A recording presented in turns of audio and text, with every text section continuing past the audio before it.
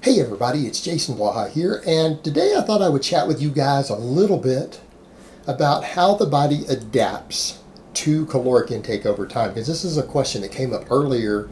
Yesterday someone had said, hey, doesn't your body eventually adapt and stop gaining or losing weight on a given caloric intake, and what are the limits of that? So let me put on my +5 out of weaponsmithing, work on scaling up my crafting a little bit, and let's talk about it. Sorry, disclaimer. Whenever I make a video talking about weight gain or weight loss, I always get people like, you're a fat guy. You're a fat guy. You're like 19%, 18% body fat. I'm probably somewhere in there based upon whatever my current scale weight versus my last DEXA scan. Well, I would say that considering how much I've bulked in the past, I think it's fair to say that I know a hell of a lot about gaining weight. It's like, our guy carries extra body fat. He's not ripped. He doesn't know anything about how to gain weight. It's like, are you serious? I know a lot about gaining weight. And as far as weight loss goes, you don't have to be bodybuilder ripped to understand basic biology, right? In other words, someone could teach you biology who's morbidly obese, couldn't they? That doesn't disqualify you from actually knowing how the body works.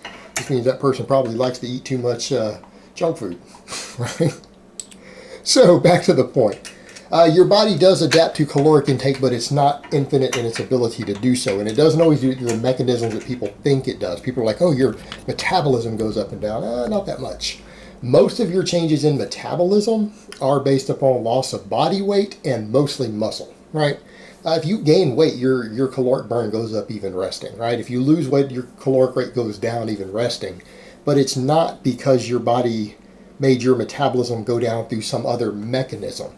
In fact, it only can do about maybe 10% of your resting metabolic rate can change as you adapt to calories over time in weight loss or weight gain, and that can be temporary, meaning you can just change your diet back the other direction for a little while, and that will actually go away in a fairly short period of time. But remember, 10%, guys, you're talking a couple hundred calories. In other words, it's not going to shift 1,000 calories. There's no such thing as starvation mode. That's been debunked. It's been debunked years and years ago with good studies.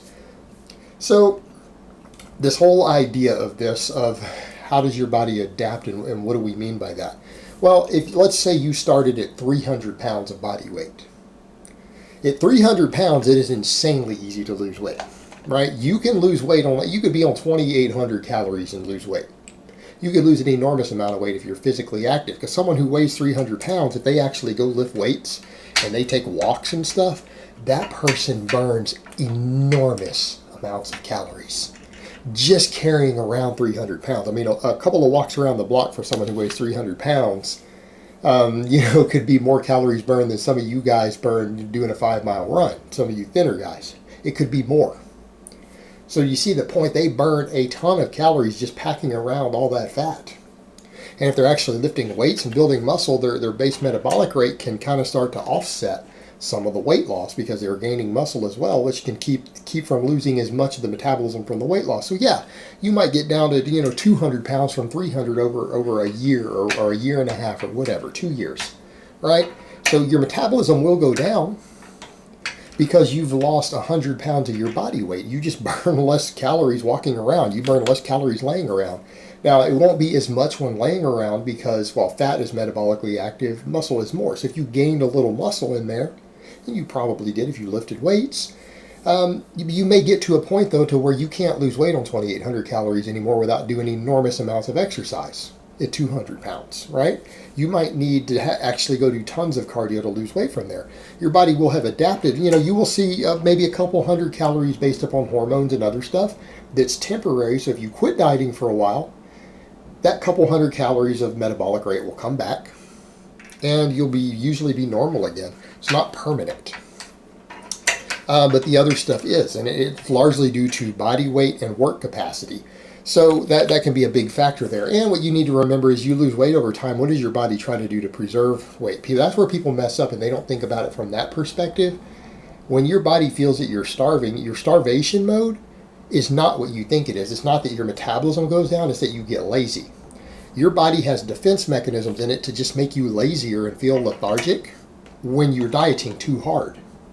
So what happens? you move less. And if you move less, you burn a few less calories. So that could end up eventually being several hundred calories a day. It's harder to exercise hard because you're just lazier. And it's not that because you're a lazy person.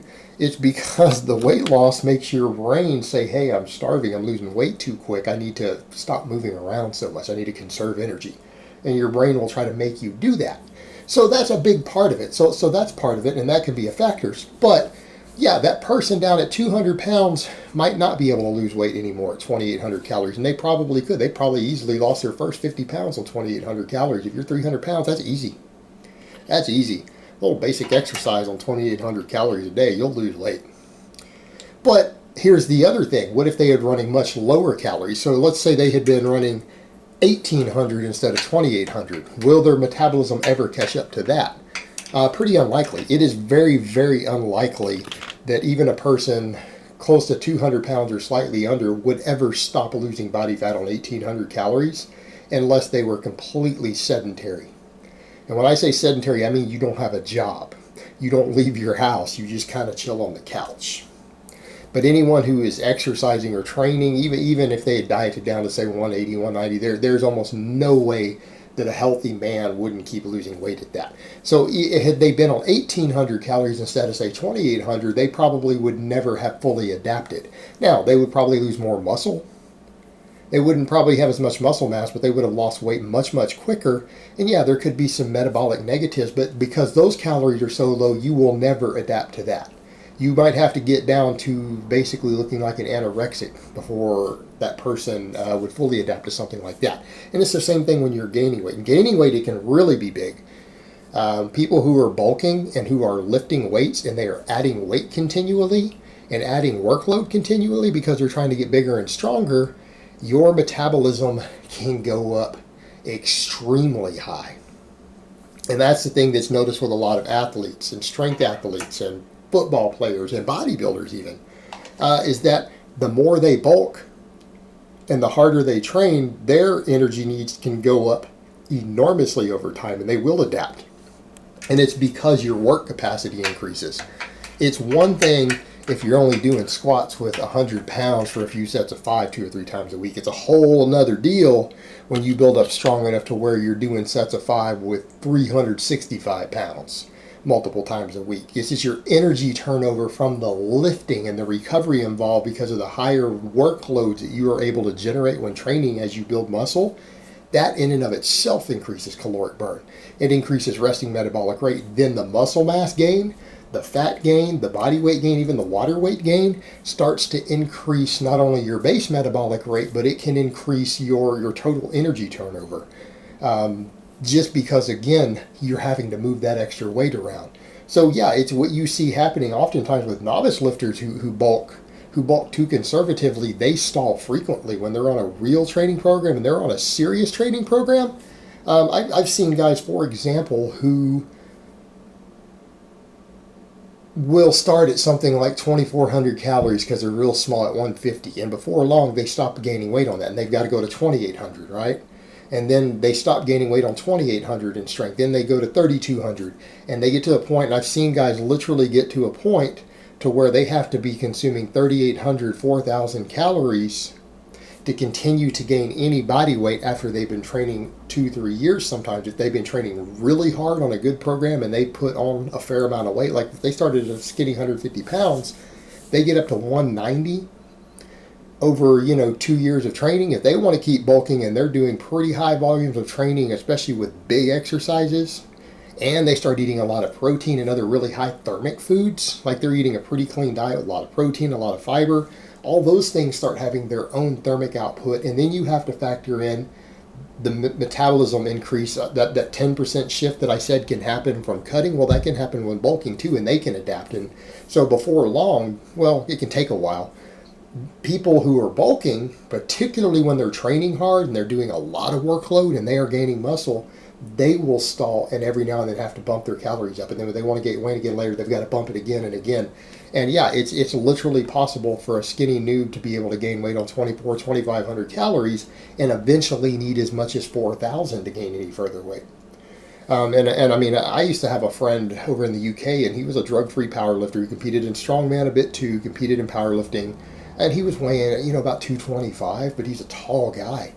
I remember at one time he was having to consume over 4,000 calories every day to maintain his body weight. And if he accidentally ate 3,500 calories because he was having to add milk and all sorts of stuff just to get his calories in, if he dropped accidentally to 3,500 calories for a week, he lost 5 or 6 pounds of body weight. He would lose that because he, one, had a reasonably physical job. Then he was lifting weights heavy for powerlifting 4 days a week, and he was really tall and lanky when he started. The guy was one of those like 160-pound guys, who was like 6'2", right? And so as he bulked up to 220 plus over the years, his energy needs went up enormously. So did he adapt to the calories? Yes, but he adapted to the calories because not only did he gain body weight, and that increased his energy turnover, his work capacity in the gym went up massively. Carrying around a much, much heavier, more muscular body, just doing his job and other stuff burned more calories. All of this stuff caused him to start burning more and more energy to where he needed an enormous amount of food intake to even maintain body weight. And there are times when he struggled to stay at his 225 or whatever, and was having to get liquid calories in to not drop down to 215.